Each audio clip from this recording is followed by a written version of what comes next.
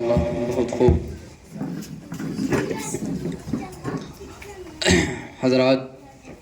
آئیے اب ہم اپنے مقصد اصلی کی طرف رواں دواں ہوتے ہیں۔ تاریخ انسانی شاہد ہے کہ خطابت نے چمنستان عالم میں کیسے بڑے بڑے کارنامے انجام دیے۔ خطابت نے ایمان و یقین کی شمع روشن کی، رشد و ہدایت کے دریا بہائے ہیں، انسانوں کو قید و بند کی زندگیوں سے آزاد کیا ہے،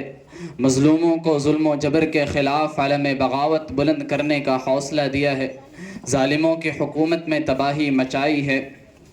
کمزوروں کو اپنے حق کے لیے لڑنا سکھایا ہے۔ اس نے قلعوں کے قلعے فتح کیے ہیں، میدانوں کے میدان جیتے ہیں۔ خطابت نبی کی زبان تک پہنچی تو نصیحت و موعظت بن گئی، جب واعظ کی زبان سے آشنا ہوئی تو ہدایت بن گئی، جب مجاہد نے اسے اپنایا تو نعرہ انقلاب بن گیا، جب کسی قائد یا لیڈر نے اسے اختیار کیا تو ترانہ سیاست بن گئی۔ الغرض خطابت نے ہر زمانے کے اندر الگ الگ رنگ و روپ میں اپنا جوہر دکھلایا ہے۔ شاعر کہتا ہے کہ خطابت وجد میں آئے تو ہتھیار بن جائے، خطابت وجد میں آئے تو ہتھیار بن جائے، کبھی نیزہ کبھی خنجر کبھی تلوار بن جائے، کبھی نیزہ کبھی خنجر کبھی تلوار بن جائے۔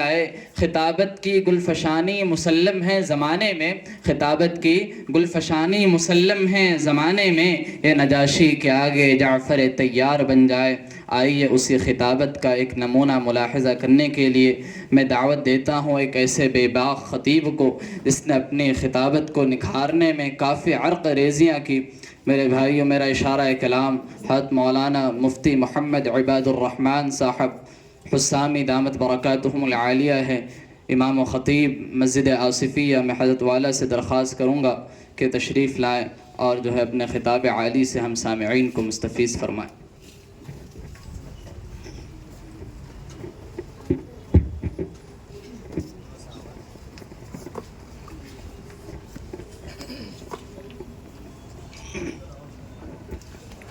السلام علیکم ورحمۃ اللہ وبرکاتہ۔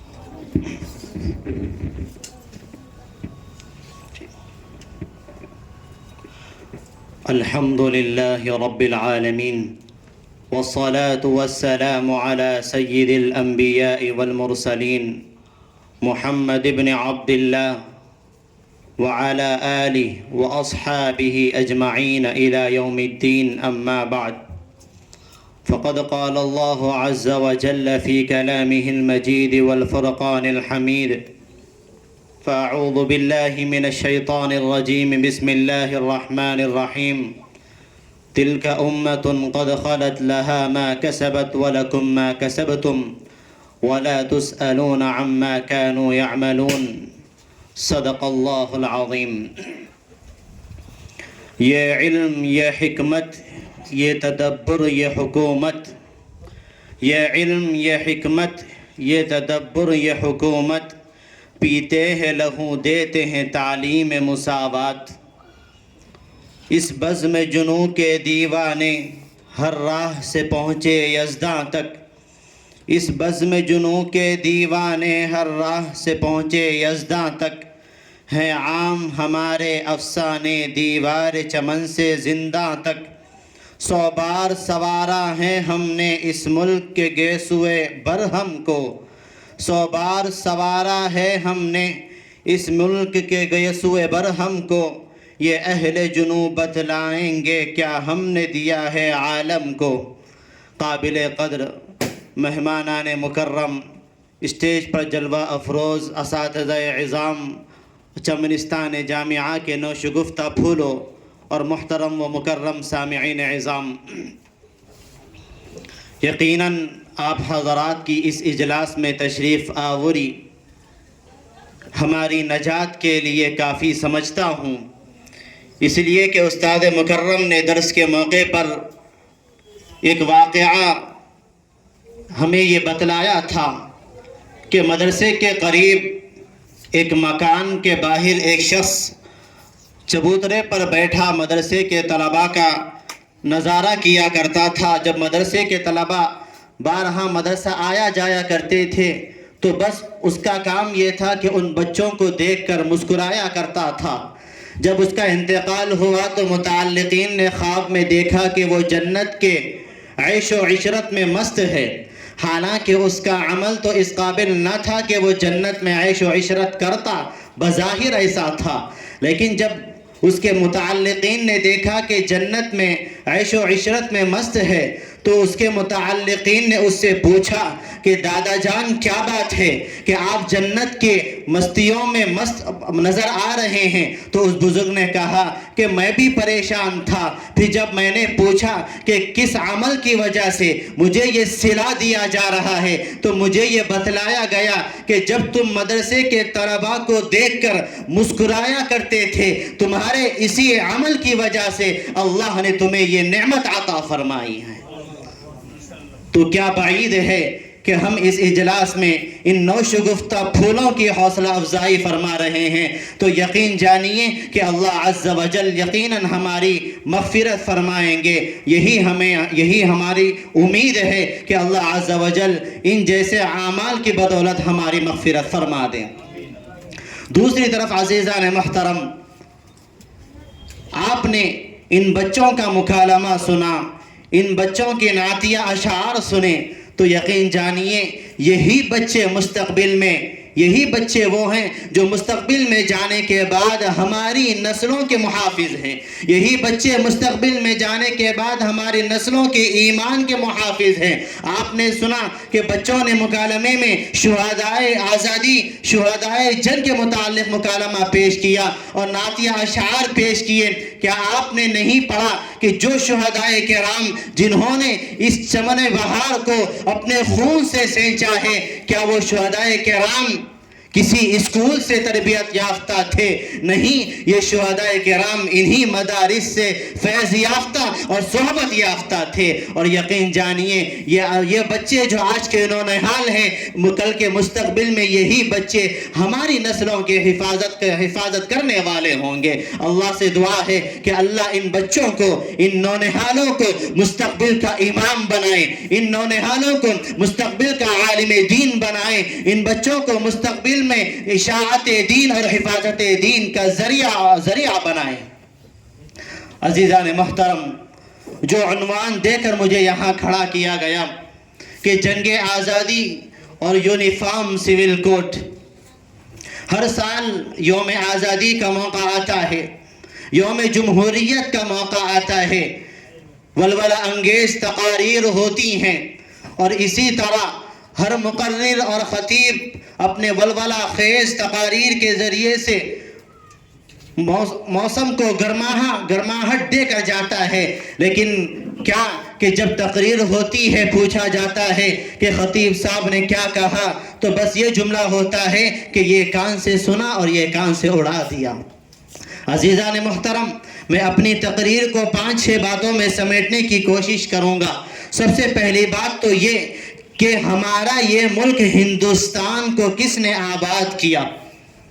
ہمارے اس ملک ہندوستان کو کس نے آباد کیا، کس کی یہ دین ہے؟ اور دوسری بات یہ ہے کہ ہمارے اس ملک ہندوستان کی اہمیت اور فضیلت کیا احادیث میں بھی ملتی ہے یا نہیں؟ تیسری بات، ہمارے ملک ہندوستان کی آزادی کے لیے جو جنگیں لڑی گئی، اس کے لیے کتنے ادوار اور کتنے مراحل پیش آئے۔ چوتھی چیز کہ جنگ آزادی کب پیش آئی۔ پانچویں چیز کہ جنگ آزادی کے پیش آنے کے بعد جو آزادی کا مژدہ ہمیں ملا، جو آزادی ہمیں ملی، کیا واقعتاً یہ آزادی ہمیں مل رہی ہے؟ کیا مسلمان اس آزادی کے ماحول میں آزادی کے ساتھ زندگی گزار رہے ہیں یا نہیں؟ اور آخری چھٹی چیز کہ یونیفارم سول کوڈ کو نافذ کرنے کے بعد کیا مسلمانوں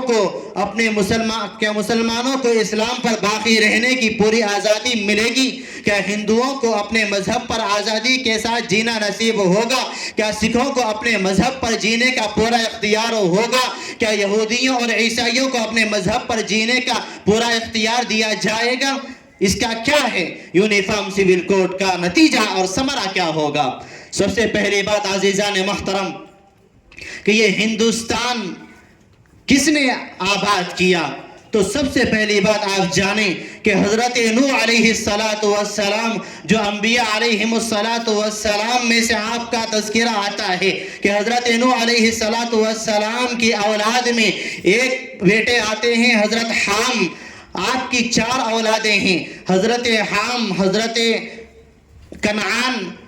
یہ کنعان جو اسلام نہیں لائے تھے، حام، سام، یافس، کنعان، تو 3 بیٹے جنہوں نے اسلام قبول کیا، اور چوتھے بیٹے کنعان جنہوں نے اسلام قبول نہیں کیا. اور طوفان نوح میں یہی کنعان تھا جو طوفان نوح کے موقع پر ہلاک ہو چکا تھا. باقی 3 جو صاحبزادے تھے حضرت نوح علیہ السلام کے، حام، سام، یافس، اور تیسرے بیٹے حام تھے. حام ہی کی اولاد میں 6 بیٹے جن کا تذکرہ ملتا ہے. ان حام کے 6 بیٹوں میں ایک بیٹے کا نام ہند ہے، اور ہند ہی نے ہندوستان کو آباد کیا، اور ہندوستان میں آ کر انہوں نے یہاں کے ماحول کو سرسبز و شاداب کیا. پھر ہند نے جب ہندوستان میں رہ کر ہندوستان میں رہ کر آباد کیا، تو اس کے بعد پھر ہند نے کی جو اولاد آئی اس میں 4 تھے، جن میں سے ایک کا نام پورب، دوسرے کا نام بنگ، تیسرے کا نام دکن، اور چوتھے کا نام نہروال تھا. اور اسی کے نام سے ہندوستان میں یہ علاقے اور یہ شہر مشہور سمجھے جاتے ہیں. تو یہ ہندوستان جو کہا جاتا ہے کہ مسلمانوں کا نہیں ہے، یہ ہندوستان جس کے متعلق کہا جاتا ہے کہ مسلمان کسی اور جگہ سے آ کر یہاں آباد ہوئے ہیں، اس ہندوستان جس کے متعلق کہا جاتا ہے کہ مسلمانوں نے نہیں بلکہ دوسرے مذاہب کے ماننے والوں نے اس ملک کو بسایا ہے. عزیزان محترم، نہیں، اس ملک کو، ہندوستان کو ہمارے مسلمانوں نے آباد کیا. اس ہندوستان کو مسلمانوں نے جنگ آزادی میں آزاد کیا. اس مسلمانوں ہی نے جب ضرورت پڑی تو اپنے خون کے ذریعے سے سینچا اور سیراب کیا. اور دوسری بات کہ اس جنگ کی ابتدا کب سے ہوئی، اس کا پس منظر کیا ہے. تو عزیزان محترم، جب ہم تاریخ کے اوراق کو کھنگالتے ہیں، تاریخ کا مطالعہ کرتے ہیں، تو ہمیں اس بات کا پتہ چلتا ہے کہ تاریخ سن 1847 عیسوی کے اس کا آغاز ہوا. لیکن جب ہم اس کی تہ میں جاتے ہیں، جب ہم غوطہ زن ہوتے ہیں، تو ہمیں پتہ چلتا ہے کہ تاریخ کا اصل آغاز سن 1799 عیسوی سے ہوتا ہے. سن 1799 عیسوی سے ہوتا ہے. اس کا پس منظر یہ ہے کہ سن 1601 عیسوی کو فرنگیوں کا، انگریزوں کا ایک قافلہ واسکوڈے نامی ایک شخص کے سربراہی میں ممبئی کے ساحل پر آتا ہے. اور آنے کے بعد میں جب ممبئی کے ساحل پر یہ قدم رکھتا ہے انگریزوں کا قافلہ، اس کے بعد جب یہ انگریز اس ممبئی کے ساحل پر قدم رکھتے ہیں، تو اس وقت کے جو مغل بادشاہ تھے، ان مغل بادشاہوں سے اس وقت انگریزوں نے یہ اجازت چاہی کہ ہم اس ہندوستان کے اندر تجارت کرنا چاہتے ہیں. چونکہ اس وقت انگریزوں کی مادی تجارت بہت عروج پر تھی، تو مغلوں نے اس وقت انہیں کہا کہ خوش آمدید، ہم آپ کا استقبال کرتے ہیں اور آپ کو بھرپور اجازت دیتے ہیں. تو اس وقت انگریز جب انہیں یہ اجازت مل گئی کہ ہندوستان کے اندر وہ تجارت کر سکتے ہیں، تو سن 1601 عیسوی سے لے کر سن 1601 عیسوی تک مسلسل 100 سال کے عرصے کے درمیان انہوں نے اپنی دھن کی بازی لگائی، اور اس تجارت کے اندر انہوں نے اپنا خون پسینہ ایک کیا. اور پورے ہندوستان کے اندر جہاں جہاں تجارت ہوتی تھی، تو ان انگریزوں نے اپنا وہاں پر شکنجہ پھیلایا، اور اپنے شکنجے کے اندر تجارت کو اپنے قبضے میں لے لیا. اور اس 100 سال کے عرصے کے اندر انگریزوں نے تجارت کے معاملے سے سارے ہندوستان کو اپنے قبضے میں لے لیا. پھر جب 1701 عیسوی میں انگریزوں نے یہ دیکھا کہ تجارت کا ڈنکا، تجارت کا بازار جب ہم نے گرم کیا اور تجارت کی آمد و رفت ہمارے ذریعے سے ہو رہی ہے، تو اب ہم نگاہ ڈالتے ہیں اس سرزمین ہندوستان پر، اب ہم نگاہ ڈالیں گے یہاں کے مغلوں کی بادشاہت پر، اب ہم نگاہ ڈالیں گے یہاں کے حکمرانوں کی حکومت پر، اب ہم نگاہ ڈالیں گے یہاں کے بادشاہوں کی بادشاہت پر، اب ہم نگاہ ڈالیں گے یہاں کی سلاطین کی سلطنت پر۔ تو اب انہوں نے اپنی ناپاک نظروں کو اس ہندوستان کی سرزمین پر ڈالا، اور رفتہ رفتہ دھیرے دھیرے انہوں نے تجارت کے ساتھ ساتھ یہاں کی سرزمین پر قبضہ کرنا شروع کر دیا۔ سن 1702 عیسوی کو اللہ تبارک و تعالی نے ایک نونہال اور ان کا مقابلہ کرنے کے لیے مرد مجاہد کو پیدا کیا، جن کا نام شاہ ولی اللہ محدث دہلوی رحمت اللہ علیہ ہے۔ آپ شاہ عبد الرحیم محدث دہلوی رحمت اللہ علیہ کے فرزند رشید ہیں۔ شاہ ولی اللہ محدث دہلوی رحمت اللہ علیہ سن 1702 عیسوی کو دہلی میں پیدا ہوئے، اور آپ نے دہلی کے اندر رہتے ہوئے کم سنی سے ہی اپنی تعلیم کا سلسلہ اور اپنی تعلیمی کارروائی کو بڑھایا۔ اس کے بعد میں جب آپ نے ہندوستان کے اندر رہ کر اپنی تعلیم کو مکمل کیا تو پھر آپ حرمین شریفن جا کر وہاں سے آپ نے درس حدیث کے اندر درس حدیث کے اندر مہارت تامہ حاصل کی، اور اس کے بعد میں پھر ہندوستان واپس آ کر درس مدرس پر بیٹھ کر درس حدیث کے مسند کو سنبھالا، اور اس کے بعد آپ ہندوستان کے اندر فن حدیث میں ایک بہت بڑا کام کیا۔ اس کے بعد سن 1701 عیسوی سے لے کر سن 1762 عیسوی تک انگریزوں نے رفتہ رفتہ ہندوستان کے کئی سارے علاقوں پر قبضہ کیا، اور سن 1762 عیسوی تک تقریباً انگریزوں نے 4 صوبوں پر قبضہ کر کے ان کے گورنر بن چکے تھے سن 1762 عیسوی میں۔ اس کے بعد جب انگریز سن 1762 عیسوی میں قبضہ کیے تو پھر حضرت شیخ ولی اللہ محدث دہلوی رحمت اللہ علیہ نے انگریزوں کی اس سازش کو پرکھ لیا قبل اس کے کہ آپ ان کے معاملے میں کچھ ٹھوس فیصلہ کرتے۔ حضرت شیخ ولی اللہ محدث دہلوی رحمت اللہ علیہ اس دنیا سے کوچ فرما گئے، اور آپ نے اپنے بعد 4 اپنے سپوتوں کو چھوڑا، جن میں سے سب سے پہلے مشہور آپ کے فرزند رشید شاہ عبدالعزیز محدث دہلوی رحمت اللہ علیہ، اس کے بعد شاہ عبدالقادر محدث دہلوی رحمت اللہ علیہ، شاہ عبدالغنی محدث دہلوی رحمت اللہ علیہ، اور چوتھے نمبر پر آتے ہیں رفیع الدین محدث دہلوی رحمت اللہ علیہ۔ پھر انہوں نے اپنے والد مکرم کے مشن کو آگے بڑھاتے ہوئے انہوں نے کام کیا، اور آپ کے اس دنیا سے رخصت جانے کے بعد حضرت شاہ عبدالعزیز محدث دہلوی رحمت اللہ علیہ اپنے والد مکرم کے درس مسند پر تشریف فرما ہوئے، جلوہ افروز ہوئے۔ اس کے بعد آپ نے اپنی دور بینی سے یہ جائزہ لے لیا کہ انگریز صرف ہندوستان میں تجارت کے ذریعے سے مسلمانوں کو لوٹنا نہیں چاہتے، بلکہ ہندوستان پر قبضہ کر کے مسلمانوں کو ہندوستان سے بھگانا چاہتے ہیں، ہندوستان پر قبضہ کر کے اس سرزمین کو اپنے قبضے میں لینا چاہتے ہیں، اس ہندوستان پر قبضہ کر کے اس سرزمین پر اپنا رعب بٹھانا چاہتے ہیں۔ تو پھر حضرت شیخ عبدالعزیز محدث دہلوی رحمت اللہ علیہ نے فتویٰ جاری کیا، اور مسلمانوں کے اندر بے اقدار مغزی انہوں نے پیدا کی، اور کہا کہ اب وقت آیا کہ ہم انگریزوں کو اس ملک سے ہکالیں، انگریزوں کے اس ملک سے نکال دیں۔ اس کے بعد حضرت شاہ عبدالعزیز محدث دہلوی رحمت اللہ علیہ نے سن 1792 میں یہ فتویٰ جاری کیا، مسلمانوں کے لیے جنگ کرنا فرض ہو چکا ہے، اور ان انگریزوں کو ہندوستان سے نکالنا ہمارے لیے یہ فریضہ بن چکا ہے۔ عزیزان محترم، تو اس کے بعد یہاں سے جب شیخ عبدالعزیز محدث دہلوی رحمت اللہ علیہ نے یہ فتویٰ جاری کیا تو اس وقت سے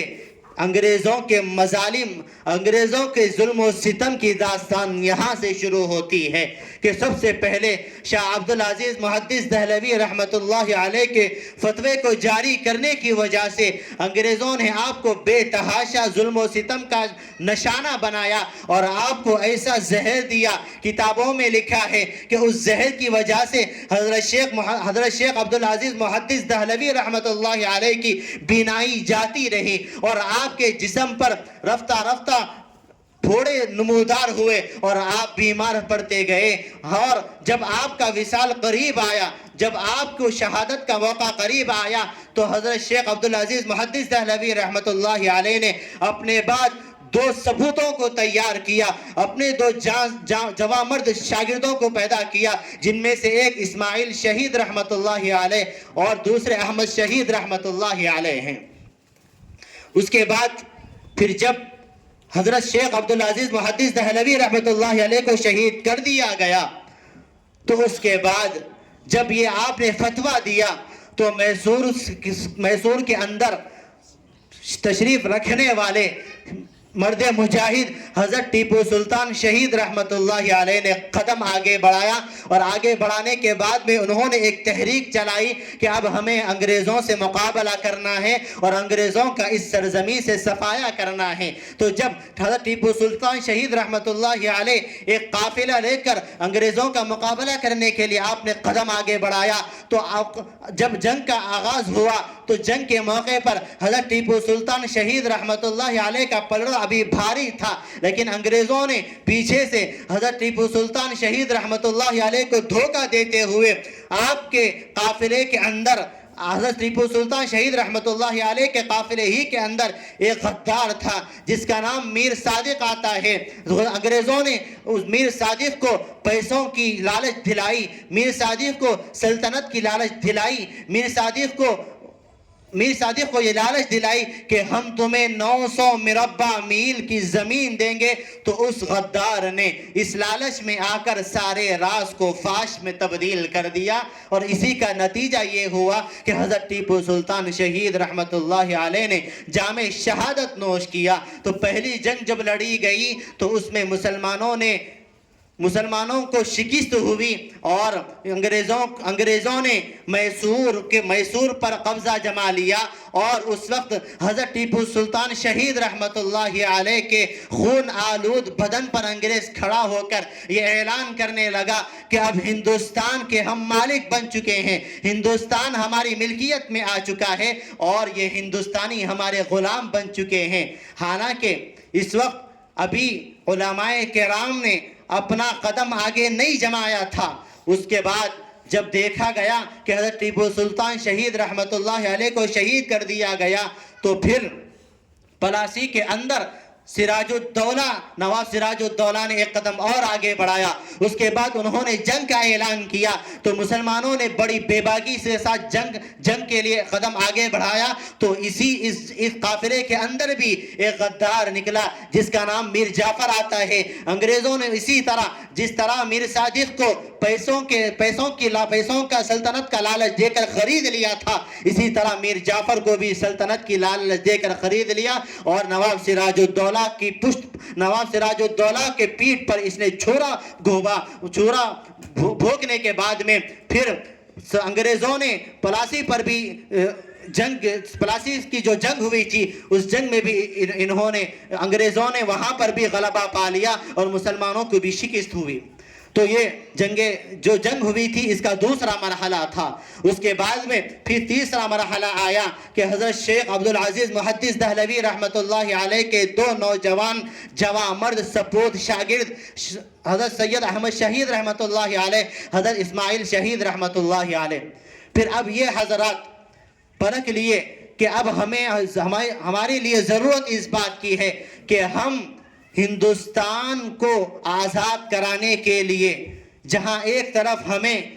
ایک اکثریت اور بھاری اکثریت کی ضرورت ہے اور جواں مرد نوجوانوں کی ضرورت ہے، ہتھیار کی ضرورت ہے، تو وہیں دوسری طرف ہمیں ان انگریزوں کو اپنے ہندوستان سے بھگانے کے لیے انتہائی چالاکی کی ضرورت ہے۔ تو اس کے بعد مسلسل تگودو میں لگے رہے اور انگریزوں کے ساتھ جنگ کرنے کے لیے یہ حضرات روپوش رہے، اور اس کے بعد رفتہ رفتہ مسلمانوں کے اندر جنگ کے لیے انہوں نے جنگ کی اہمیت کو بتلایا اور اپنے وطن سے محبت کیا ہونی چاہیے اسے بتلایا، اور اس کے بعد پھر ایک جمع غفیر تقریباً 90,000 علماء اور مسلمان اور جوان مردوں کو انہوں نے تیار کیا۔ اور اس کے بعد میں سن 1897 عیسوی میں ایک جنگ ہوئی جہاں سے کتابوں میں ذکر کیا جاتا ہے کہ یہی جنگ معرکۃ الآراء تھی۔ اس کے بعد اس جنگ کے ذریعے سے مسلمانوں نے مقابلہ کیا انگریزوں کا، اور وہاں مد مقابل مسلمانوں کے مقابلے میں زیادہ ہی تھے، لیکن جب یہ جنگ لڑی گئی تو اس جنگ کے اندر کئی سارے انگریز بھی مارے گئے، کئی سارے مسلمان نوجوان جوان مرد بھی مارے گئے، لیکن اس معرکۃ الآراء جنگ کے اندر آخر کار کئی سارے علماء شہید ہوئے، کئی سارے صلحاء شہید ہوئے، کئی سارے محدثین، کئی سارے حفاظ شہید ہوئے، اور کتابوں میں لکھا ہے کہ دہلی کے اندر جتنے درخت تھے ہر کوئی بڑا درخت ایسا نہ تھا جس درخت پر کسی عالم کو نہ لٹکایا گیا ہو، راستوں کے اندر کوئی چوراہا ایسا نہ تھا کہ جہاں پر علماء کو حفاظ کو شہید نہ کیا گیا ہو۔ الغرض علماء کی اسی محنت اور جد و جہد کے بعد میں آخری مرحلہ آیا سن 1947 عیسوی کہ میں واقعے کو سمیٹتے ہوئے ذکر کر رہا ہوں، اس لیے کہ اس وقت اسٹیج پر جلوہ افروز دیگر علماء عظام کی تقاریر بھی ہمارے سامنے آنی ہے، مہمانان مکرم، اسی طرح ناظم جامعہ اعلیٰ کی بھی تقریر آپ کے سامنے آنی ہے۔ تو سن 1947 عیسوی کو جو جنگ ہوئی، یہ جنگ ایسی تھی کہ جس میں مسلمانوں کو آزادی نصیب ہوئی اور انگریزوں کو یہ ملک ہندوستان چھوڑ کر بھاگنا پڑا۔ عزیزان محترم، یہ آخری جو جنگ ہوئی، اس جنگ کے اندر جہاں ایک طرف مسلمان تھے، جہاں ایک طرف علماء تھے، جہاں ایک طرف حفاظ تھے، تو وہیں دوسری طرف غیر مسلم اور ہندوؤں نے بھی اس جنگ کے اندر شرکت کی۔ اسی لیے ہم کہتے ہیں کہ ہندوستان جہاں ایک طرف مسلمانوں کا مسکن ہے تو وہیں دوسری طرف ہندوؤں کا بھی مسکن ہے۔ ہندوستان جہاں ایک طرف مسلمانوں کا مسکن ہے تو وہیں دوسری طرف سکھوں کا بھی مسکن ہے۔ ہم نے کبھی یہ نہیں کہا کہ مسلمان صرف اور صرف ہندوستان صرف اور صرف مسلمانوں کا گھر ہے۔ ہم نے کبھی یہ نہیں کہا کہ مسلمان صرف اور صرف یہ ہندوستان صرف اور صرف مسلمانوں ہی کا وطن ہے، ہم نے کبھی نہیں کہا۔ تو عزیزان محترم، یہ یونیفارم سول کوڈ کے ذریعے سے ایک ایسا قانون نافذ کیا جا رہا ہے کہ مسلمانوں کو اسلام اور مسلمانوں کو پسپا کیا جا رہا ہے، اسلام اور مسلمانوں کو پسپا کر کے، اور یہ کہا جا رہا ہے کہ سارے ملک کے اندر ایک قانون ہوگا۔ جب ایک قانون ہوگا تو سکھوں کو کیوں مستثنا کیا جا رہا ہے؟ جب ایک قانون ہوگا تو دلتوں کو کیوں مستثنا کیا جا رہا ہے؟ جب ایک قانون ہوگا تو سارے قانون میں مسلمانوں کو کیوں جکڑا جا رہا ہے؟ عزیزان محترم، صاف سیدھی بات یہی ہے کہ مسلمانوں اور سارے ہندوستان پر یونیفارم سول کوڈ نافذ کر کے ایک قانون نافذ کرنا نہیں ہے، بلکہ یونیفارم سول کوڈ نافذ کر کے مسلمانوں کو ایک زنجیر میں جکڑ کر یہاں سے بھگانا ان کا مقصود ہے۔ لیکن ہم بھاگنے والے نہیں ہیں، اس لیے کہ اس ہندوستان کو ہم نے آزاد کیا، اس ہندوستان کو ہم مسلمانوں نے آباد کیا۔ کیا آپ تاریخ کے اوراق کا مطالعہ نہیں کرتے کہ مسلمانوں کی تقریباً 40 سالہ حکومت اس ہندوستان کے اندر رہی؟ آپ مطالعہ کریے، تاریخ کے اوراق کا مطالعہ کریے، آپ کہاں پر بھی نہیں دیکھ سکتے کہ مسلمانوں کی 40 سالہ حکومت کے اندر کسی مسلم بادشاہ نے، کسی مسلم حکمران نے، کسی مسلم سلطان نے یہ فیصلہ نہیں کیا کہ اس ملک کے اندر صرف اور صرف مسلمان رہیں گے، اس ملک کے اندر صرف اور صرف اسلام باقی رہے گا، اس ملک کے اندر صرف اور صرف اسلام ہی کا غلبہ رہے گا۔ بلکہ انہوں نے یہ کہا، حتیٰ کہ کئی سارے سلاطین ایسے گزرے، کئی سارے بادشاہ اس زمانے میں ایسے گزرے کہ انہوں نے مندروں کے بنانے کے لیے اپنی سلطنت کا بڑا پیسہ خرچ کیا، انہوں نے قلعوں کے بنانے کے لیے اپنا مال خرچ کیا، اپنی جان اور مال خرچ کیا اور اپنی تن من دھن کی بازی لگا دی۔ تو یہ جو ماضی کے اکابرین تھے، یہ شہداء تھے، انہوں نے ہمیں یہ پیغام دیا کہ یہ ملک ہمارا تھا، ہم سب کا تھا، اور ہم سب مل کر اس ملک کے اندر رہیں گے، اور ہم سب مل کر اس ملک کے اندر جس طرح پہلے سے رہ کر اس ملک کے اندر جو قومی ترنگا لہرایا کرتے تھے، اسی طرح سارے مسلمان، ہندو، مسلم، سکھ، دلت سب مل کر اس کے اندر رہیں گے، اور یہی ہندوستان کی نمایاں شان ہے کہ دیگر ممالک کے اندر کسی نہ کسی ایک مذہب کو غلبہ ہوتا ہے، لیکن عزیزان محترم، ہندوستان یہ واحد ایسا ملک ہے، ہندوستان واحد ایسا ملک ہے کہ جہاں پر ایک طرف مسلمانوں کو برابر کا حق دیا گیا تو وہیں ہندوؤں کو اپنا برابر کا حق دیا گیا، جہاں ہندوؤں کو حق دیا گیا تو دلتوں کو، سکھوں کو بھی وہاں پر برابر کا حق دیا گیا۔ عزیزان محترم، اسی جنگ آزادی کے موقع پر کہ جب ملک آزاد ہوا تو ملک آزاد ہونے کے بعد میں جو ایک تحریک چلی اور مسلم پرسنل لا کے نام سے مسلمانوں کو ایک حق دیا گیا کہ مسلمان اپنی عائلی قوانین خود نافذ کر سکتے ہیں، نکاح، طلاق، عتاق کے معاملے میں مسلمان خود مختار ہیں، لیکن اس یونیفارم سول کوڈ کے نام سے مسلمانوں کو مسلم پرسنل لا کے ذریعے سے جو اختیارات دیے گئے تھے، انہیں جن چیزوں کا مالک بنایا گیا تھا، انہیں جن چیزوں میں مختار بنایا گیا تھا، اس یونیفارم سول کوڈ کے نام سے یونیفارم سول کوڈ کے نام سے مسلم پرسنل لا کو ختم کرنے کی دراصل یہ سازش رچی جا رہی ہے، اور مسلمانوں کو اس ہندوستان سے بھگانے کی سازش رچی جا رہی ہے۔ ہم اور سارے مسلمان، حتیٰ کہ اس صف کے اندر ہندو بھی کھڑے ہیں، دلت بھی کھڑے ہیں، عیسائی بھی کھڑے ہیں، اور اسی طرح یہودی بھی کھڑے ہیں اور سکھ بھی کھڑے ہیں، ہم سب اس یونیفارم سول کوڈ کی بھرپور مخالفت کرتے ہیں، اور اس مخالفت کے اندر ہم اپنی جانوں کو نچھاور کرنے کے لیے تیار ہیں، اور ہم اپنا مال سب کچھ قربان کرنے کے لیے تیار ہیں، اس لیے کہ ہم اس ہندوستان ملک کے اندر رہنے کے لیے ہم اپنے اسلام کو نہیں چھوڑ سکتے، ہم اپنی شریعت کو نہیں چھوڑ سکتے، ہم مذہب اسلام کو نہیں چھوڑ سکتے۔ انہی مختصر سی باتوں پر اپنی بات کو ختم کرتا ہوں۔ اللہ سے دعا ہے کہ اللہ اس اجلاس کو شرف قبولیت سے نوازے، اور جس مقصد کے لیے اس اجلاس کو رکھا گیا اور اس اجلاس کے لیے معاونین نے جس طرح کی معاونت کی، اللہ ان سب کی کاوشوں کو بے حد قبول و منظور فرمائیں، اور اس ادارے کو بے حد قبول فرمائیں، اور ان نونہالوں کو ساری دنیا کے اندر خدمت خلق کے لیے قبول فرمائیں، اور مستقبل کا انہیں امام بنائیں۔ آمین، وآخر دعوانا الحمدللہ رب العالمین۔